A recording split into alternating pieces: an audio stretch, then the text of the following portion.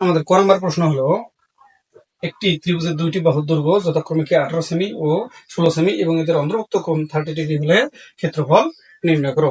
তাহলে আমরা কি করছি, একটা ত্রিভুজ আঁক করে নিছি। তাহলে ধরি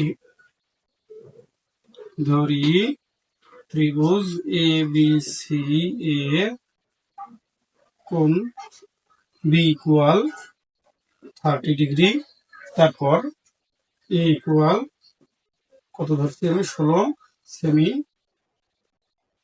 তারপর বি ইকুয়াল 18 সেমি। তাহলে আমরা একটা জিনিস করছিলাম কি, যখন কোন ত্রিভুজের কি দুইটি বাহুর দৈর্ঘ্য দেওয়া থাকবে এবং একটা অন্তর্ভুক্ত কোণ দেওয়া থাকবে, তখন সেই ত্রিভুজের ক্ষেত্রফল নির্ণয়ের সময় আমাদের খেয়াল রাখতে হবে যে একটা সূত্র আছে যে half A B sign C, half A B sign C.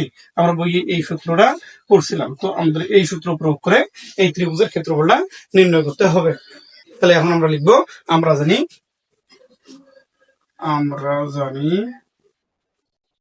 ত্রিভুজের ক্ষেত্রফল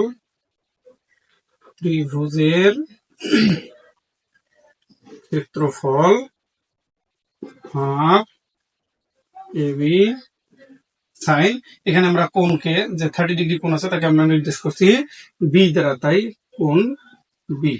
তাহলে half A B sign B. তাহলে এখন আমরা মান বসাই দিই। তাহলে হাফ গুণন এর মান আমরা কি ধরছি 16 ধরছি, গুণন বি এর মান ধরছি 18, গুণন সাইন 30 ডিগ্রি।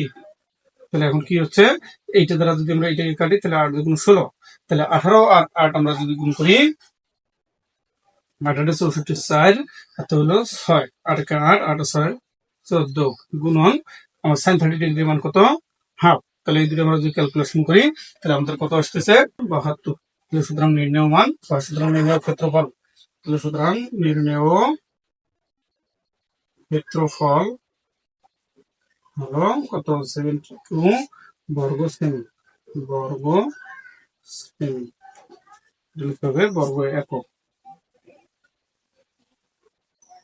বর্গ সেমি।